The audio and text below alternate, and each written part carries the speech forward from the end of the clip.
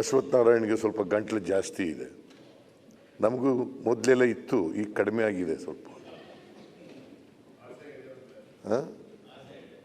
ಅದನ್ನು ದುರುಪಯೋಗ ಆಗಬಾರ್ದು,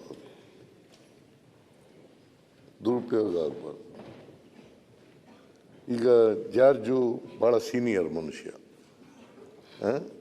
ನೀವು ಆರೋಪ ಮಾಡ್ತಾ ಇದ್ರಿ, ಮಾಡಬೇಡಿ ಅಂತ ಹೇಳಲ್ಲ. ಆದರೆ ಏಕೋಚಿನದಲ್ಲಿ ಮಾತಾಡೋದು, ಅಸಮರ್ಥ ಅಂತ ಹೇಳೋದು, ಇವೆಲ್ಲ ಸರಿಯಾದ ಪದಗಳಲ್ಲ. ಇದನ್ನೆಲ್ಲ ಉಪಯೋಗಿಸ್ತಕ್ಕಂಥದ್ದು ಸರಿಯಾದ ರೀತಿ ಅಲ್ಲ ಅಂತಕ್ಕಂಥದ್ದು ನನ್ನ ಭಾವನೆ. ಅದರಿಂದ ಇನ್ನು ಮುಂದೆ ಇದು ಮಾದರಿಯಾಗಬೇಕು. ನಮ್ಮ ಅಸೆಂಬ್ಲಿ ಬೇರೆಯವರಿಗೆ ಮಾದರಿಯಾಗೋ ರೀತಿಯಲ್ಲಿ ನಡ್ಕೊಳ್ತಕ್ಕಂಥದ್ದನ್ನು ಎಲ್ಲರೂ ಮಾಡೋಣ. ಅದಕ್ಕೋಸ್ಕರ ಆತ್ಮಾವಲೋಕನ ಮಾಡ್ಕೊಳ್ಳೋಣ. ಅದಕ್ಕೆ ಅಧ್ಯಕ್ಷರು ಹೇಳಿದ್ರು, ಆತ್ಮಾವಲೋಕನ ಮಾಡ್ಕೊಳ್ಳೋಣ. ನಾವು ಮಾತಾಡೋದು ಸರಿ ಇದೆಯಾ ಇಲ್ವಾ, ಒಂದು ಸರಿ ಆತ್ಮಾವಲೋಕನ ಮಾಡ್ಕೊಳ್ಳೋಣ. ಈಗ ನಿನ್ನೆ ಅಶೋಕ್ ಅವರು, ವಿರೋಧ ಪಕ್ಷದ ನಾಯಕರು, ನಮ್ಮ ಸರ್ಕಾರದ ಮೇಲೆ ಅನೇಕ ಪದಗಳನ್ನ ಉಪಯೋಗಿಸಿದ್ರು. ಎಲ್ಲೂ ಕೂಡ ಅನ್ಪಾರ್ಲಿಮೆಂಟ್ರಿ ಉಪಯೋಗಿಸ್ತಕ್ಕಂಥ ಕೆಲಸ ಮಾಡೋಕ್ಕೆ ಹೋಗಲಿಲ್ಲ. ನಾನು ಅದಕ್ಕೆ ಕೂತ್ಕೊಂಡು ಕೇಳಿದೆ ಕೊನೆಯವರೆಗೂ ಕೂಡ ಭಾಷಣ.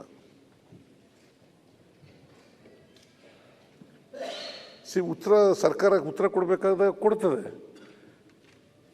ಯಾವುದನ್ನು ರಿಬರ್ಟ್ ಮಾಡಬೇಕು, ಯಾವುದನ್ನು ಒಪ್ಕೋಬೇಕು, ಯಾವುದನ್ನು ಒಪ್ಕೋಬಾರದು, ಮತ್ತು ಸತ್ಯ ಏನು ಅಂತಕ್ಕಂಥದ್ದು ಹೇಳ್ತಕ್ಕಂಥ ಕೆಲಸ ಮಾಡ್ತಕ್ಕಂಥದ್ದೇ ಸರ್ಕಾರ. ಸರ್ಕಾರದ ತಪ್ಪುಗಳನ್ನು ಹೇಳ್ತಕ್ಕಂಥದ್ದು ನೀವೇ ಇಲ್ಲ. ಅದನ್ನು ಹೇಳುವಾಗ ಎಚ್ಚರಿಕೆಯಿಂದ ಸಂಸದೀಯ ಪದಗಳನ್ನು ಬಳಸಿ ಹೇಳ್ತಕ್ಕಂಥ ಕೆಲಸವನ್ನು ಮಾಡಬೇಕು ಅಂತಕ್ಕಂಥದ್ದು ನನ್ನ ಮನವಿ. ಅದರಿಂದ ಎಲ್ಲ ಸದಸ್ಯರು ಕೂಡ, ಈ ಕಡೆಯವರು ಆ ಕಡೆಯವರು, ಎಲ್ಲ ಸದಸ್ಯರು ಕೂಡ ಸಂಯಮ ಕಳ್ಕೊಳ್ಳೋಕ್ಕೂಡ್ದು. ಸಂಯಮನ ಯಾವುದೇ ಕಾರಣಕ್ಕೋಸ್ಕರ ಕಳ್ಕೊಳ್ಳೋಕ್ಕೂಡ್ದು.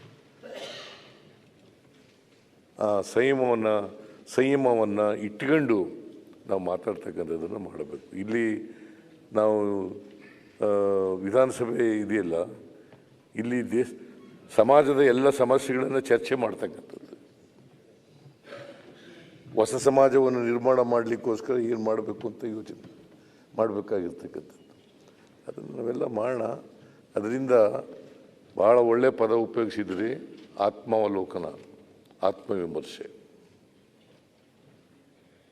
ಅದನ್ನು ಮಾಡ್ಕೊಂಡ್ರೆ ಸಾಕು ಅಂತ ಅನಿಸುತ್ತೆ ನನಗೆ. ಇಷ್ಟನ್ನು ಹೇಳಿ ಬಹುಶಃ ಮಾನ್ಯ ಎಲ್ಲ ಸದಸ್ಯರುಗಳು ಕೂಡ ಇನ್ನು ಮುಂದೆ, ಈಗ ಆಗ್ಬಿಟ್ಟದೆ, ಏನಾಗಿದೆ ಅದು ಆಗಿದೆ, ಮುಂದೆ ಆ ಪದಗಳನ್ನು ಬಳಸ್ತಕ್ಕಂಥದ್ದನ್ನು ಆತ್ಮವಿಮರ್ಶೆ ಮಾಡ್ಕೊಂಡು ಮುಂದೆ ನಡೀತಕ್ಕಂಥ ಕೆಲಸವನ್ನು ಮಾಡಬೇಕು. ಮತ್ತು ಅಸೆಂಬ್ಲಿ ಒಂದು ಮಾದರಿ ಅಸೆಂಬ್ಲಿಯಾಗಿ ಮಾಡ್ತಕ್ಕಂಥ ಜವಾಬ್ದಾರಿ ನಮ್ಮ ಮೇಲೆ ಇದೆ.